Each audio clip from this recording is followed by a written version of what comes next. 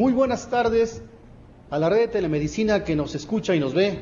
Vamos a iniciar con nuestra sesión de este día 21 de octubre del 2014.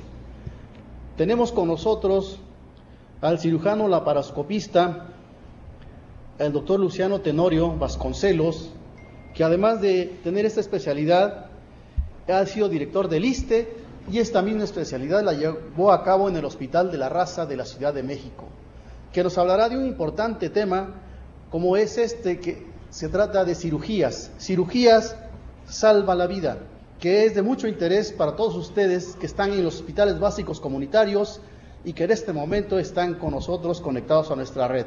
Un saludo a todos los que están conectados con nosotros. Doctor Luciano, bienvenido a Telemedicina y le doy la palabra para que aborde el tema de este día. Muchas gracias. Gracias, doctor, muy amable. Agradezco mucho la invitación.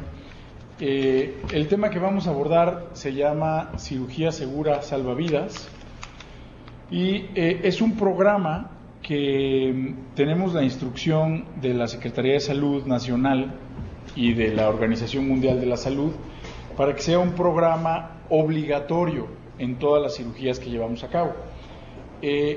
La presentación que les traje está hecha con una intención didáctica porque desgraciadamente hemos visto que este programa es subestimado, es un programa que no todo el mundo le da la importancia que tiene. Si me permiten, pasamos entonces a esta primera diapositiva. Esto que ustedes ven aquí es obviamente la cabina de un avión, pero es un avión muy especial. Este avión es el Concorde. Es un avión que en su época, en los años 80, fue un avión revolucionario porque era un avión supersónico, el primer avión supersónico de pasajeros.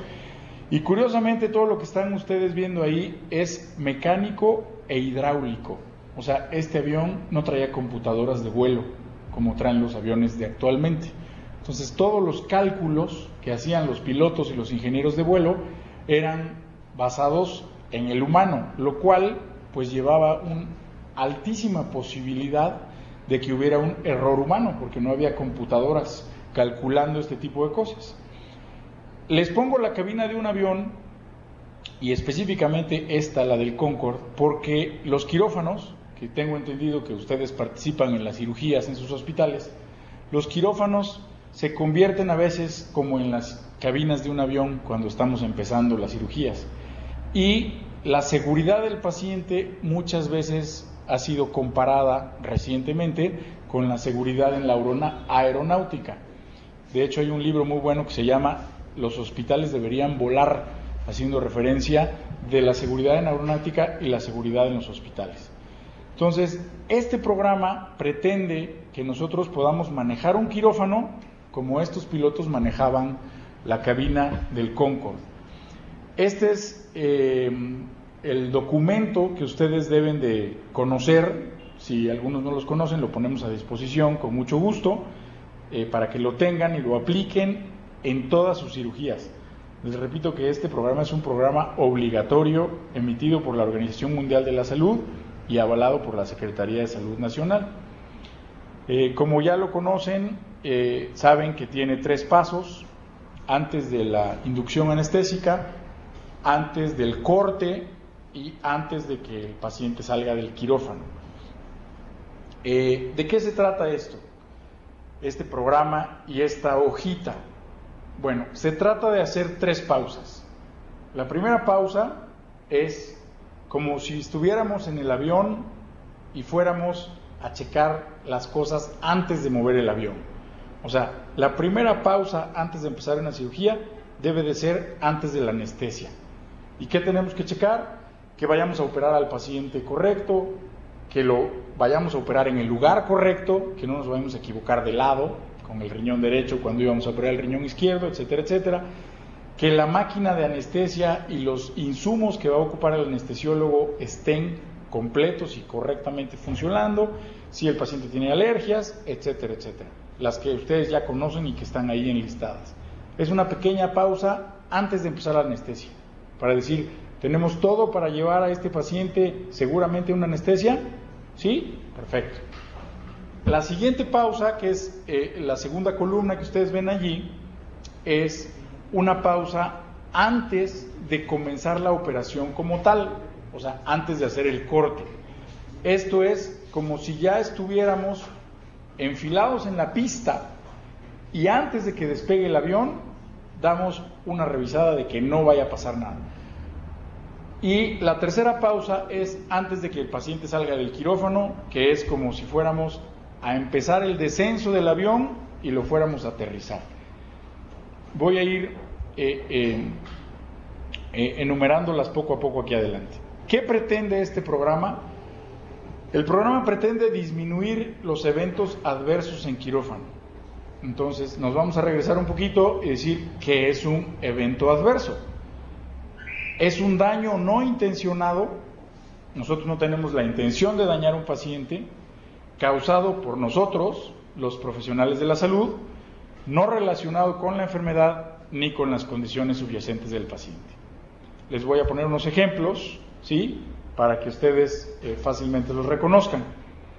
Si nos preguntamos cuántos eventos adversos tenemos por año en cada hospital, se van a topar con la pared, porque no tenemos una medición y no podemos decir tenemos tantos eventos adversos y la intención es disminuirlos.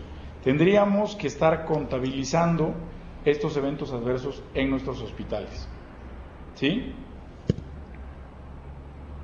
Este es un dato que nos proporciona la Secretaría de Salud, en donde en el año 2008 se realizaron 3.2 millones de cirugías, ¿sí? Y se estima, ¿no?, que 153.600 personas que fueron operadas sufrieron algún evento adverso. Y aquí yo les preguntaría si nos gustaría que fuera nuestro familiar o nuestro conocido o incluso nuestro paciente y que vayamos a tener un problema legal. Entonces, este programa, si nos disminuye esta cifra, es algo que todos deberíamos de impulsar y estar haciendo, ¿sí? Eventos adversos, ¿cuáles son? Catéteres mal colocados, arrancamiento de una sonda, las escaras por decúbito o úlceras por decúbito, una demora peligrosa en la atención, o sea, un paciente que llega por ahí a urgencias y nadie se da cuenta y lo operamos hasta el segundo o tercer día, una deficiente valoración por falla en el interrogatorio, errores en la identificación del paciente, todas las que están ustedes viendo ahí, cirugía del sitio equivocado, dejar un cuerpo extraño, quemaduras quirúrgicas, reintervención quirúrgica, sobretratamiento con antibióticos, intoxicación con digital, etcétera, etcétera. Edema agudo pulmonar, cuando podemos sobrecargar a un paciente con líquidos, ¿no? Mal manejo del dolor, desfibriladores sin carga, ¿no? Ruptura de la confidencialidad, ¿no? Que alguien por allí, porque es un caso anecdótico, lo comenta y tenemos problemas con lo que pasa en los hospitales, incluso los pacientes se enteran de un evento adverso por una falta de confidencia de nosotros mismos, etcétera, etcétera, etcétera, ¿no? ¿Cuáles son los objetivos de este programa? Operar al paciente correcto en el sitio correcto. 2, el equipo, o sea, nosotros, utilizar métodos para prevenir el daño causado por la administración de anestésicos y quitarle el dolor al paciente. 3, el equipo reconocerá y se preparará con eficacia para reaccionar ante la pérdida de la vía aérea o la función respiratoria que podría ser letal. 4, evitar, si vamos a necesitar sangre, que no la tengamos o perder alta cantidad de sangre. 5, evitar reacciones alérgicas que podrían poner al paciente en una situación complicada. 6, ¿sí?, utilizar constantemente los métodos conocidos para reducir al mínimo el riesgo de infección. Si sabemos que es una cirugía contaminada o si necesitamos una profilaxis antibiótica en un caso de una prótesis o de una malla, utilizarlo adecuadamente. 7, evitar la retención inadvertida de gasas, compresas o algún otro tipo de objeto o cuerpo extraño. 8, algo que pasa muy frecuentemente, identificar correctamente los especímenes quirúrgicos, o sea, que no se nos pierda una biopsia, que no se nos pierda una vesícula, que no se nos pierda la matriz de la paciente, un ovario, etcétera, etcétera, ¿no? 9, comunicar efectivamente la información crítica para la conducta a seguir con el paciente. Pasa también frecuentemente que un médico sabe qué tiene que hacer, instala el tratamiento, pero en el siguiente turno nadie lee las indicaciones y ese paciente ya no recibe el tratamiento adecuado. Entonces, el punto 9 se trata de que como equipo nos comuniquemos con otros turnos, con otros cirujanos, para evitar riesgos innecesarios. Incluso cuando no hemos operado al paciente, podemos encontrar un paciente con apendicitis y no lo pudimos operar y se nos pasa que no le comunicamos al siguiente turno: oye, hay un paciente ahí que ya está listo, nada más hay que llegar a operarlo, y tiene que llegar el cirujano, volverlo a valorar, perdemos horas ahí, ¿no? Y 10, los hospitales y sistemas de salud pública establecerán un sistema de vigilancia rutinaria de la capacidad, volumen y de los resultados quirúrgicos, cosas que desgraciadamente no tenemos estandarizada o sistematizada. Lo hacemos algunas veces, no lo hacemos siempre, no todos lo hacemos igual, entonces obtener los datos es muy difícil. Creo que a todos los médicos nos gustan los casos clínicos y así aprendemos más. Entonces les traje unos casos clínicos, espero que estén sentados porque seguramente algunos se van a ir para atrás, de la importancia de utilizar esta herramienta que es el checklist de la cirugía segura salvavidas. Tenemos un paciente masculino de 38 años de edad, portador de una hernia inguinal, programado para cirugía en forma electiva. Le realizaron un bloqueo peridural para la anestesia y durante el procedimiento quirúrgico el cirujano detecta que no hay saco hernario en el conducto inguinal derecho. Todos estos casos, algunos los he vivido en carne propia como ayudante, otros como cirujano y otros los he visto dentro de mi vida hospitalaria, desde interno, residente y cirujano. Son verdaderamente casos que son reales, no me los estoy inventando. ¿Qué pasó aquí? Pues que el paciente fue operado del lado derecho cuando la hernia inguinal estaba del lado izquierdo.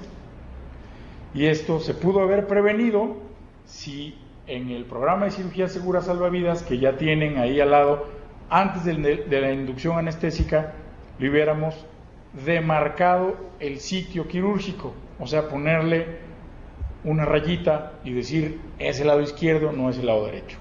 Y una cosa tan sencilla, pues nos hubiera evitado un problema. Tal vez ustedes puedan decir, bueno, pues no pasa nada, ¿no? Le operamos el lado izquierdo, ya, pues sí pasa, porque el paciente nos podría demandar, sí pasa porque en ese lado que no necesitaba la operación también podemos tener accidentes, sí pasa porque perdemos la confianza de nuestro paciente y la credibilidad como médicos al haberle operado un lugar que no necesitaba. Y esto fue una hernia, pero pudo haber sido un riñón y le pudimos haber quitado un riñón a un paciente que no lo necesitaba. Caso clínico número 2, paciente masculino de 32 años, programado para cirugía electiva, portador de piedras en la vesícula, se realiza anestesia general balanceada.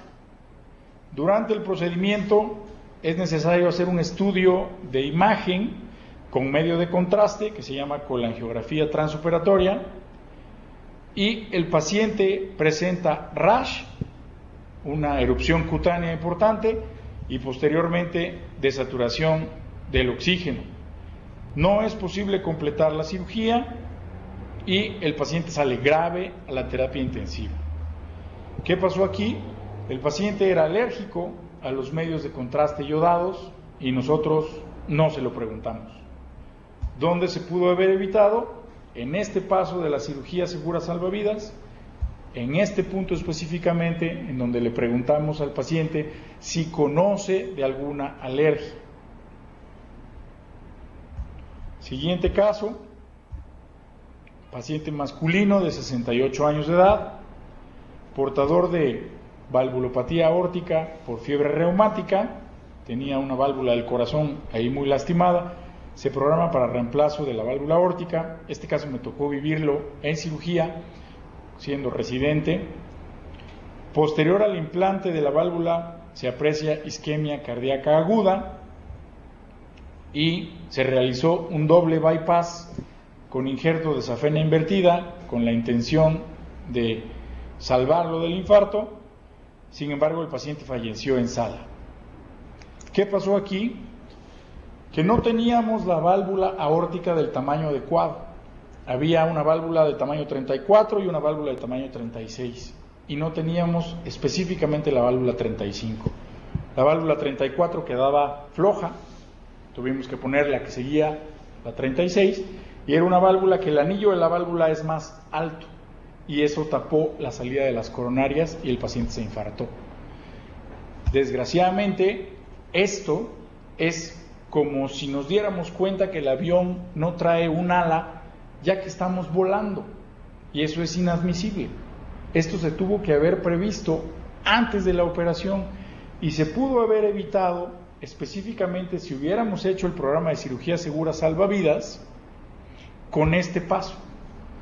Cuando yo viví este caso clínico, era yo residente de la especialidad, debió haber sido el año 97 o 98 en el Centro Médico Nacional La Raza, y desgraciadamente este programa todavía no lo teníamos implementado en México. Pero antes del corte, que es la segunda pausa, el cirujano debe revisar los pasos críticos imprevistos, la duración de la operación y la pérdida de la sangre. Y esto incluye que tengamos todo el equipo.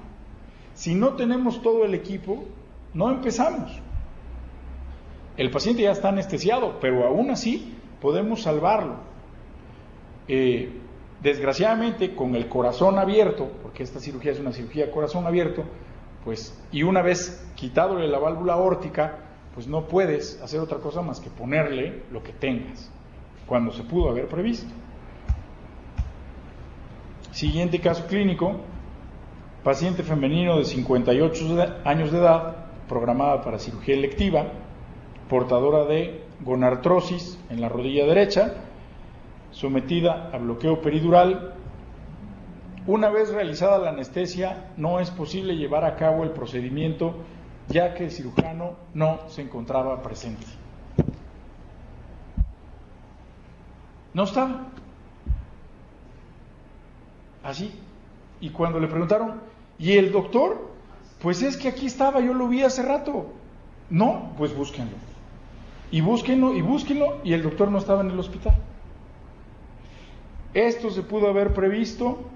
Obviamente la paciente salió a sala de recuperación, pues sin haber sido operada, ¿verdad? Y fue operada en el siguiente turno cuando el doctor regresó al hospital. Esto pudo haberse evitado si antes de la incisión, antes de la anestesia, confirmamos que estén todos los miembros del equipo y que nos hayamos presentado por su nombre y su función. A veces, los que somos defensores de este programa, a veces recibimos muchas críticas. Dicen, ¿por qué me voy a presentar otra vez? Parece la escuelita, ¿no? Soy el doctor Luciano Tenorio, soy el doctor Gabriel Sainz, soy el doctor Fulano. O sea, pareciera ridículo, pero esto lo vivimos en los hospitales grandes, casi todos los días, y le puede salvar la vida a un paciente, créanme. Hay que hacerlo, aunque a veces parezca tonto, pero el prevenirnos nos va a evitar muchas cosas. Otro caso clínico. Paciente femenino de 75 años de edad, programada para prótesis de cadera, portadora de fractura de la cadera derecha, le sometieron un bloqueo peridural. Una vez en cirugía se detecta que no se encuentra, no tenemos la prótesis del tamaño adecuado. La paciente salió a recuperación y se tuvo que operar a la semana siguiente. Entonces, imagínense una paciente de 75 años postrada en una cama con una alta posibilidad de trombosis venosa, que puede hacer tromboembolia pulmonar, ¿no? Que el estar acostado en una cama incrementa ese riesgo y que pues nos la echamos a la cama una semana más. porque no teníamos el tamaño de la prótesis. Y esta paciente la operaron, la abrieron y le quitaron la cabeza del fémur, y cuando íbamos a poner la prótesis no había la prótesis. Y esto se pudo haber evitado con este programita tan sencillo y del que todos nos burlamos, si lo hubiéramos hecho adecuadamente y en este paso que les estoy señalando. Si ustedes ven, hay una característica importante en todos los casos clínicos que se repite. Todos los casos clínicos son programados, no son urgencias. Entonces, con mayor razón, estas cosas no deberían de ocurrir y desgraciadamente ocurren. Este caso es un caso muy reciente, en donde tiene una particularidad que me interesa que ustedes conozcan. Se trata de una paciente de sexo femenino de 83 años de edad, programada para una prótesis de rodilla, portadora de gonartrosis, degeneración articular en la rodilla. Le hicieron un bloqueo peridural. Una vez iniciada la cirugía, la paciente presenta bradicardia y después paro cardíaco. La paciente fue reanimada y sale a UTI sin haber podido ponerle la prótesis, obviamente sin terminar la cirugía. Y el electrocardiograma después del evento muestra un infarto extenso del miocardio. Tuvimos una discusión acalorada por este caso. Sin embargo, alguien me preguntaba, es que la paciente tiene valoración preoperatoria. Y sí tenía valoración preoperatoria, en efecto. Estaba bien valorada. Entonces, dice, es que tu programa, bueno, no es mi programa, punto número 1, es un programa mundial, pero así nos lo dicen a veces, tu programa no previene el infarto. Y estoy de acuerdo, no previene un infarto. Pero esos son imprevistos. Lo que el programa trata de evitar son lo que pudimos haber previsto. En este programa, específicamente en este caso, no pudimos haber previsto el infarto, pero sí pudimos haber previsto el paro. Si antes de la incisión cutánea, o sea, antes de que el cirujano corte, le preguntamos al anestesiólogo, doctor, ¿cómo está la paciente? La saturación está bien, el electro está bien, la paciente no tiene dolor, ¿podemos empezar? O sea, imagínense que ya movimos el avión del lugar donde se suben los pasajeros a la pista y estamos a punto de meterle toda la velocidad al avión para despegar. Y antes de este momento checamos, ¿está todo bien? Porque una vez que el avión arranca, ya no lo vamos a poder parar. Entonces, si en este punto que les señalo aquí, el anestesiólogo nos dice, espérate un momento por favor, no le empieces, porque se me está desaturando, se me está bradicardizando, le voy a tomar un electro, y le hacemos un electro y tiene un infarto, probablemente no se hubiera parado. Y el pronóstico en una paciente de 83 años que tiene un paro cardíaco es muy distinto al pronóstico de una paciente de 83 años que solo tiene un infarto. ¿Cómo sabemos si ese infarto en el electro de después del evento, si el infarto no vino después del paro? Porque con la adrenalina, la atropina y todo lo que le ponemos a la paciente, a un corazón de 83 años, pónganlo a latir 180 latidos por minuto durante 5 minutos, pues se va a infartar. ¿Cómo sabemos si fue antes o si fue después? Es imposible saberlo. El programa no va a evitar los imprevistos, pero sí va a evitar lo que pudimos haber previsto y se nos estaba pasando, se nos estaba saliendo de las manos. En este paso que estoy señalando por aquí, sí se ve cuando yo muevo el cursor, ¿verdad? Aquí estoy señalando, dice, el equipo de anestesia revisa si el paciente presenta algún problema específico. Esto es importantísimo, es el último paso antes de meterle el acelerador al avión para que corra en la pista y después despeguemos. Todos ustedes ya saben que este programa se lleva a cabo con la enfermera circulante, que debe ser la que está llenando la hoja. y nos pregunta a los demás miembros del equipo quirúrgico que le podemos contestar. Este programa no debe ser una enfermera en un rincón con su tablita para que los cirujanos no la critiquen y escondida, ¿no? Para que no le hagan burla. Esto es como un avión y la enfermera circulante, porque la instrumentista está lavada y con guantes, nos debe preguntar al anestesiólogo: doctor, ¿ya está conectado su oxímetro? No, entonces no empiezan, porque esto puede costarle la vida a un paciente. Conecten el oxímetro. Doctor, antes del corte, y al anestesiólogo: ¿la paciente está bien o presenta algún problema? No, muy bien, entonces ya puede usted empezar. Desgraciadamente, nuestras enfermeras circulantes, a veces ponemos a circular a la más novata, a la que menos sabe, y no le damos el poder, no la empoderamos para que tenga esta personalidad dentro del quirófano. Pero, como yo les decía, hasta que no practiquemos esto y no le demos la importancia que necesita, pues seguiremos teniendo eventos adversos evitables. Este caso lo viví cuando fui interno de pregrado. Es una señora de 24 años de edad. Fíjense la edad, 24 años. Programada para cirugía electiva de nariz. ¿Qué quiere decir esto? Si no la hubiéramos operado, no le hubiera pasado nada. Tal vez hubiera seguido con sus molestias en la nariz y esto, pero esa enfermedad, no ponía en riesgo su vida. La sometimos a una cirugía bajo anestesia general, el procedimiento se realiza sin complicaciones, la paciente sale a recuperación y en recuperación se desatura, presenta paro cardíaco, se reanima por 5 minutos y la paciente sale grave a UTI, pero ¿qué creen? Con secuelas definitivas de encefalopatía anoxoisquémica. O sea, le faltó oxígeno al cerebro por un tiempo suficiente como para que la persona quedara en un estado de coma. Triste. Y esto se pudo haber evitado en este paso específico del programa. Antes de que el paciente salga del quirófano, el cirujano, el anestesiólogo y el enfermero o enfermera revisan los principales aspectos de la recuperación y el tratamiento del paciente.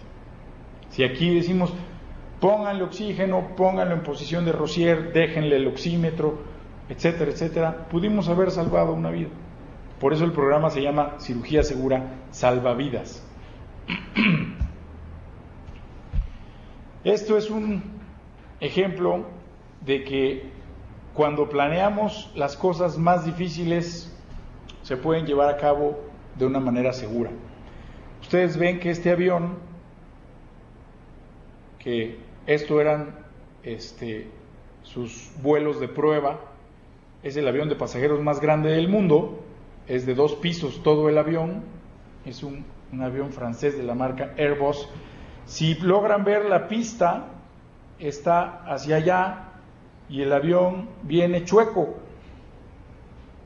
Este aeropuerto fue construido equivocadamente en una zona de una turbulencia altísima y aquí dice crosswind landing, se alcanza a ver por aquí. Finalmente, el error de construir este aeropuerto en un lugar en donde no consideraron el viento ha servido que es un aeropuerto que sirve para hacer pruebas de aterrizaje. Y este avión está aterrizando con viento cruzado y es el avión más grande del mundo y lo logran aterrizar satisfactoriamente. Este video lo pueden encontrar en YouTube. Es impresionante cómo un monstruo de miles de kilos de peso aterriza perfectamente cuando lo estamos planeando, pero el piloto sabe que se va a enfrentar a viento cruzado y toma las previsiones y hace lo necesario para aterrizar el avión correctamente. Bueno, no todo es malo, no se asusten, este programa también salva vidas. Los casos que les presenté, algunos son de cuando ni siquiera existía el programa, algunos son cuando ya existía el programa y no lo hacíamos, pero también traje algunos casos clínicos, como los van a ver, en donde el programa nos ha ayudado. Este es un caso clínico de una nena femenino, 5 años de edad, con apendicitis, sometida a anestesia general. Antes de la incisión cutánea se detecta rash y desaturación de oxígeno, se diagnostica tórax leñoso, se inician maniobras para revertirlo y una vez cedido el cuadro, la paciente es operada. Aquí el anestesiólogo nos dijo, antes del corte, aquí ven ustedes arriba otra vez, antes del corte, el anestesiólogo nos dijo, espérate, la paciente está mal, no continúes. Y entonces todo el equipo quirúrgico se vuelca con el anestesiólogo y lo ayudamos a sacar al paciente adelante y se puede operar. Si no hubiéramos hecho esta pausa, el quirófano se convierte como la cabina del avión, todo el mundo corre, todo el mundo pide, el cirujano ya quiere sus suturas, la instrumentista ya quiere su instrumental, el ayudante ya quiere que lo vistan, todo está pasando al mismo tiempo y el anestesiólogo se quedó solo con su paciente. Y si no detectó esto a tiempo, el paciente se pudo ver complicado más. Aquí el anestesiólogo nos dijo, no empieces porque el paciente tiene una erupción cutánea muy importante y me cuesta trabajo ventilarlo, un tórax leñoso que es una reacción al propofol. Y entonces no empezamos la cirugía, todas las manos y todos los cerebros se van, ayudan con los medicamentos, con la ventilación, con el monitor, y el paciente sale adelante y se pudo operar perfectamente. Entonces este es un caso de éxito del programa. Otro caso clínico, femenino de 22 años de edad, entra a quirófano en forma urgente después de un accidente vial al viajar en motocicleta. Fue sometida a cirugía bajo anestesia general. Durante el procedimiento se encuentra con hemoperitoneo por ruptura del vaso, que es una de las lesiones más frecuentes en el traumatismo contuso o traumatismo cerrado del abdomen. Le realizamos esplenectomía sin complicaciones. Esta paciente la estaba operando un servidor. Una vez terminado el procedimiento y estábamos cerrando a la paciente, ya habíamos acabado según nosotros, ya le habíamos quitado el vaso y el abdomen ya no estaba sangrando. Y el anestesiólogo nos dice, la paciente no está bien, está chocada otra vez. Entonces, ponle más soluciones, ponle una carga, ponle un coloide en vez de un cristaloide, subió la presión arterial, perfecto, y a los 5 minutos, otra vez, 80-40 y después 60-30.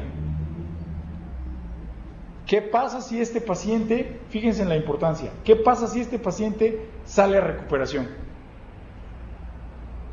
La diferencia de hacer la pausa antes de salir a recuperación es, vamos a explorar el retroperitoneo, encontramos el riñón del lado izquierdo fracturado con sangrado activo. Le quitamos el riñón, además del vaso, y la paciente salió a recuperación tranquila. Obviamente necesitó más sangre, pero le salvamos la vida. Y justo porque hicimos aquí la tercer pausa antes de que el paciente salga del quirófano. Entonces, el programa no necesita ser muy sofisticado ni muy rebuscado.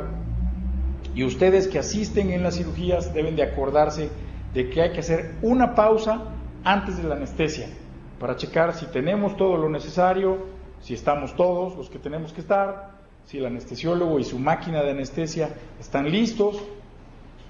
Nos hemos topado con casos que dicen, es que va a ser un bloqueo, ¿sí? Y si el bloqueo se le sube y necesitas ventilarlo, y en ese momento no estaba la negra, que le decíamos a la bolsa reservorio, ¿con qué lo ventilas?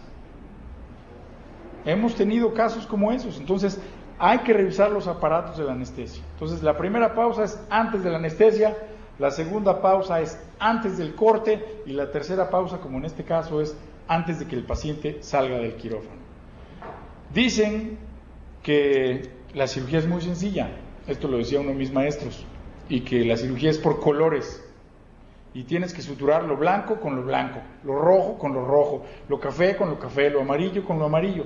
Sí es sencillo, si eres sistemático y si haces las cosas como debe de ser. Pero si a medio vuelo te das cuenta de que el avión no traía la gasolina suficiente, pues tienes que improvisar, tienes que buscar un aeropuerto y tal vez no lo haya, y eso va a redundar en un accidente. Acuérdense que el programa pretende no evitar los imprevisibles, pretende evitar lo que pudimos haber evitado y con eso salvar una vida. Existe mucha información sobre este programa. Este es el sitio de la Organización Mundial de la Salud. Hay una liga mundial para la seguridad del paciente y el programa en específico del programa que estamos hablando se llama Cirugía Segura Salva Vidas. Correcto. Pues no me resta más que darle las gracias, doctor Luciano, y obviamente tomando en cuenta el otro tema que nos está comentando, vamos a programarlo porque también es bastante importante. Con mucho gusto. Agradezco muchísimo la invitación. Gracias. No sin antes entregarle su constancia respectiva, que dice lo siguiente: la Coordinación Estatal de Telemedicina otorga la presente constancia al doctor Luciano Tenorio Vasconcelos por su ponencia con el tema Cirugía Salva Vidas, efectuada el día 21 de octubre de 2014 en la ciudad de Oaxaca de Juárez, Oaxaca. Atentamente, el Coordinador Estatal de Telemedicina, doctor Gabriel Sainz Coronado, y su servidor en capacitación, Alberto López Ibarra. Doctor, muchísimas gracias. Muy agradecido por estar con nosotros. Muy amable, doctor, muchas gracias. Y a todos los hospitales que estuvieron con nosotros conectados, pues muchas gracias y nos veremos la próxima sesión. Un saludo a todos.